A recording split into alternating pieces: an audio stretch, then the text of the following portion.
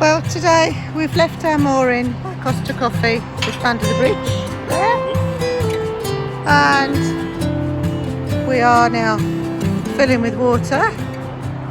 And while filling with water, Steve decided that he'll empty the jerry cans into the tank, so we're filling the diesel up as well on our way into Chester. I always carry 40 litres of diesel just in case. I can always jump in the car and get these filled up. It's not so easy if the household doesn't turn up. Yeah, so that's... And the only place you can get diesel between here and Barbridge is Tattenhall Marina. Yeah, and we don't want to go back that way. We want to go towards Chester for a bit. So, as he said, we can empty the jerry cans and take them to a garage if we need to.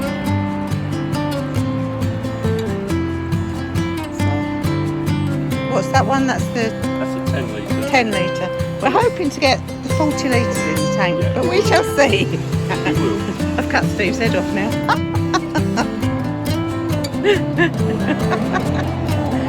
You remember? No, you can't eat the tiller. You're not that hungry. There we go.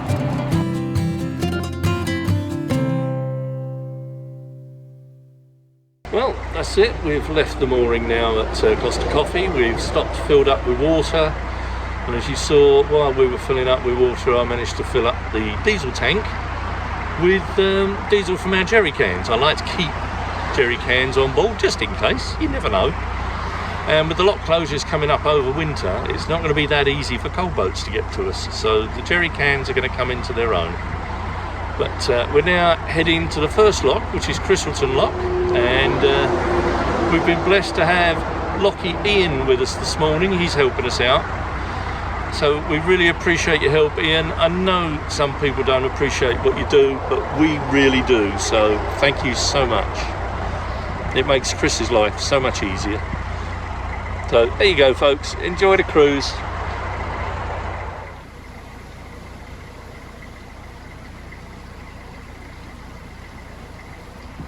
Oh, along the route today we'll see Halloween stuff.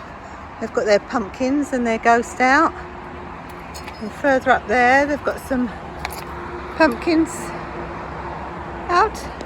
And today we have Ian, our Lockie, helping us, which is brilliant news. So that's Christleton Lock done, and now for the next one, which I think is Tarvin Lock. I can't remember. It's either Greenfield or Tarvin. You'd think I'd know, wouldn't you? Because I've been up and down here so many times. But there you go. Leaving Ian and Steve with that one, letting them go down, and I am walking down to the next lock, which isn't very far actually. And today it looks really miserable, but actually it's lovely and warm, and you can see all the autumn colours now. Beautiful. Weather doesn't look very good, does it? I think we might see some rain before we get moored up. Hope not, but there you go.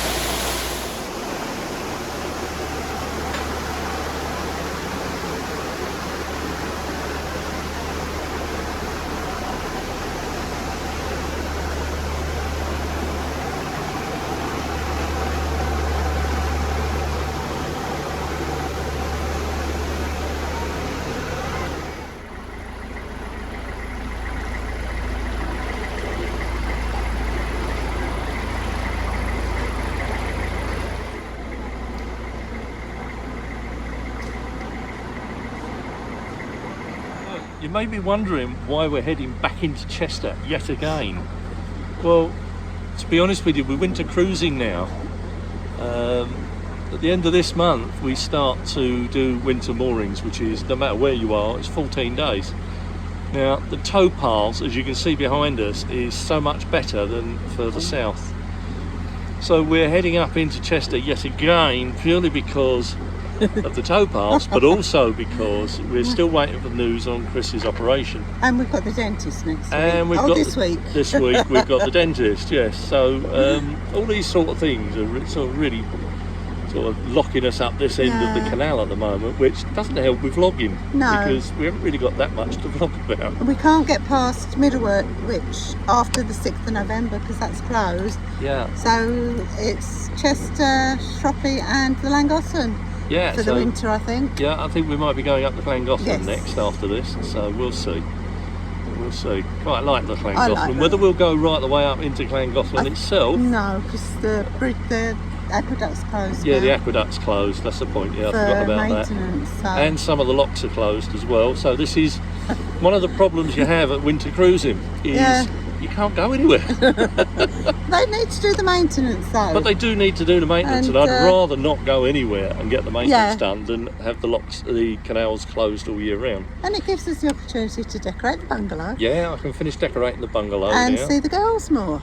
So it just means that we have to keep moving every so often to keep CNRT happy. They say 14 days is the maximum.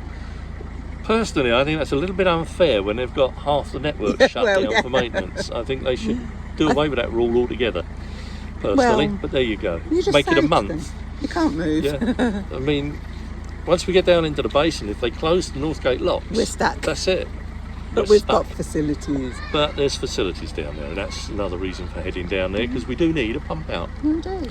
So there we go. But at least you see different seasons, because I don't know whether we've done it in autumn before. No, I don't think we have actually. So. But there you go.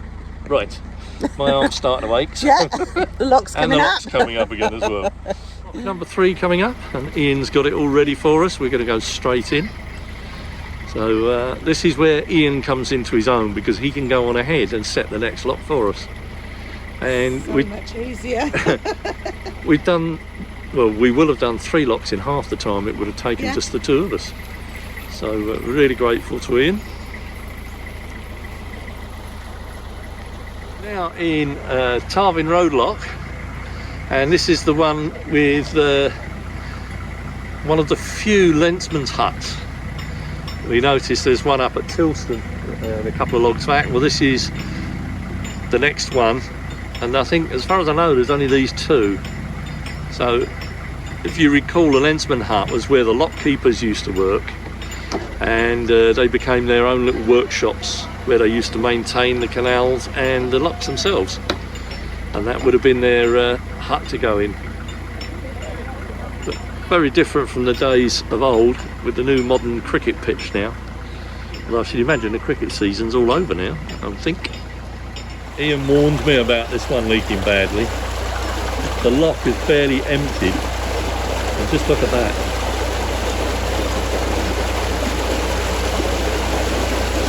You can see it's a bit noisy now, but that gate is definitely not sealing. And of course there's the risk then of the town above being drained because of this leak. When I get moored up, I will report this to the local CNRT group.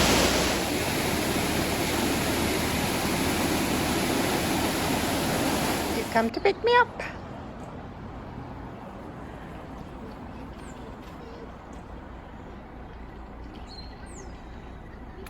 Right, Smudge. Gonna get back on.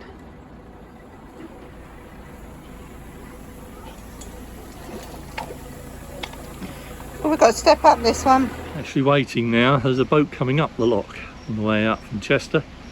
So we're waiting now. This is Chemistry Lock, my favourite lock of all of them. Because if you've ever watched our vlogs from day one, you'll know that I fell in that lock. So lock number 4, Chemistry Lock, as I said earlier. So named because to our left, or port side here, used to be a chemical factory. And A lot of goods and chemicals were shipped to and from here, and that's how this lot got its name. The little cottages, I think I've mentioned it before, the little cottages below are for the workers of the chemical works. A bit different from the previous lock, but that's what it should look like when the top gates are closed and the lock is empty. As you can see, that last lock was leaking really badly. The little waterfall in the middle of the gates there, that's caused by boats rubbing against the gates. The old working boats are renowned for doing that, and it causes that little groove in the gate there. But that's fine, it's not too bad, and these gates are sealing quite well actually. I have to add, it's not just working boats that do that. I've seen modern hire boats, private boats, all doing it. It's a shame because it makes it worse.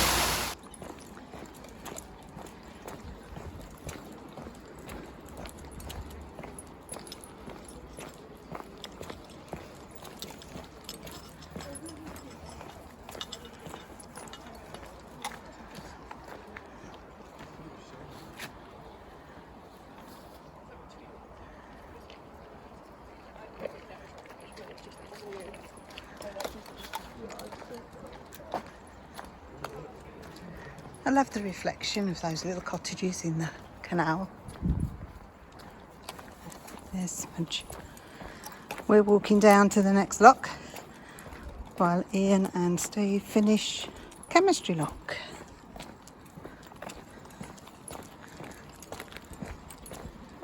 There we go. Smudge loves this. He's got the freedom. He can do what he likes. Within reason anyway. And another familiar sight, the water tower here at Chester. Beautiful building that. Even for a water tower, it's quite ornate.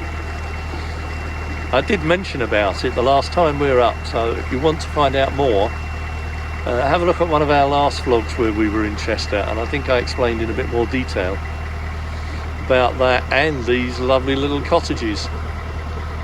I think Chris and I have made our minds up. We'd quite like to move to one of these when we come off the water. They're lovely little cottages then. And homes are still own them.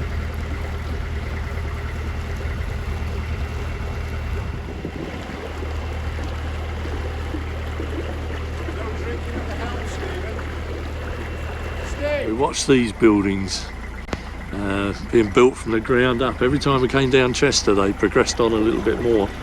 Looks like they've finally finished them now. And there's the old school building. No longer a school now, of course, but it still has the bell tower there though.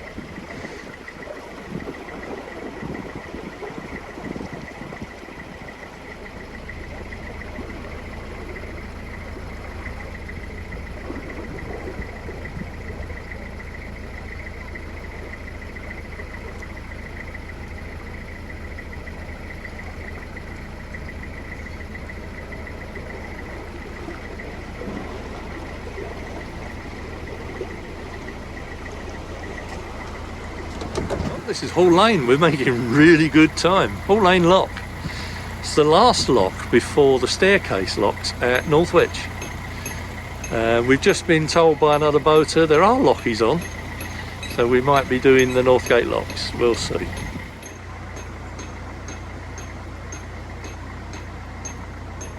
Having cleared the locks, we're now on our way into Chester town centre. And the famous steam mill just up ahead on the left there. And we are going to continue, I think, and we're going to be going down Northgate locks. There we go. Even in the city, the autumn colours still look stunning. That tree there, beautiful. And of course, King Charles Tower. Always eerily and dark along here, especially this little bit, because the little bridge there just under the pipe coming into view is the Bridge of Sighs. I think I mentioned it before. A big sigh, shall we?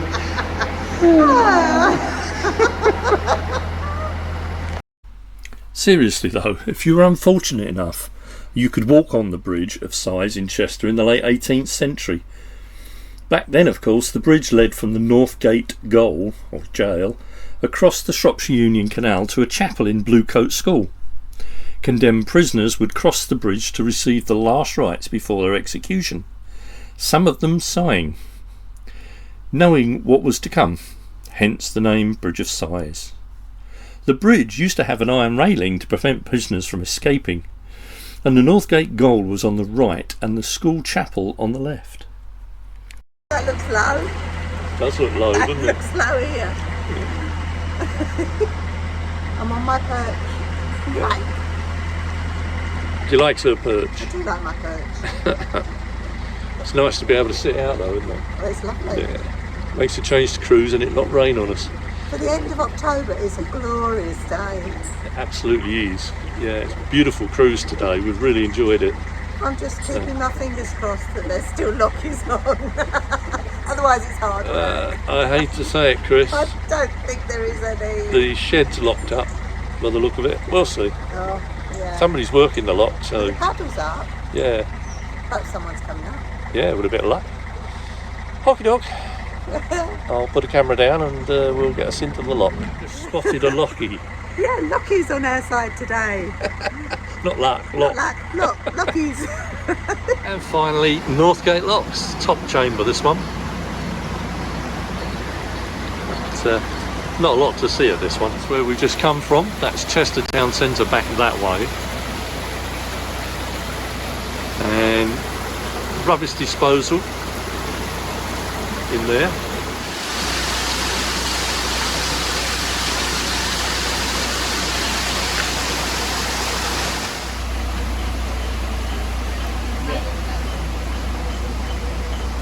Now into the second chamber, and that makes it halfway down the locks.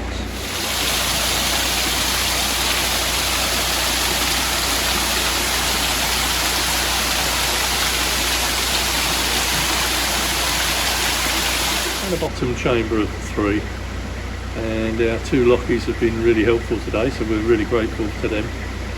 So after this it's into the basin and hopefully find a mooring. I know it's quite busy down there because a lot of boats have been making their way into Chester the last few days, but we'll see how it goes. Right, that's the view.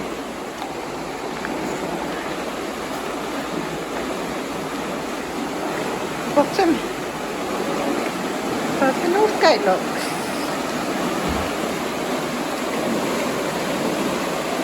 There's our lockie. Two lockies on today, we're really lucky.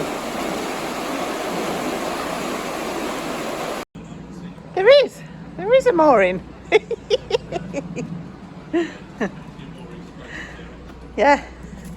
So we made the locks, now we're making the turn into the basin, and Chris tells me there is a mooring just after the turn. I can see the post, and yeah, there's plenty of mooring space there actually. So that'll do for us. We'll take a spot just in front of that boat, I think. I think we're more up on the left, and then we can move on to the right later on if we need to. Yeah, this side.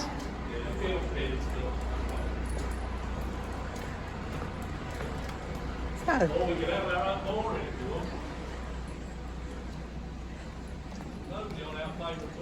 There is.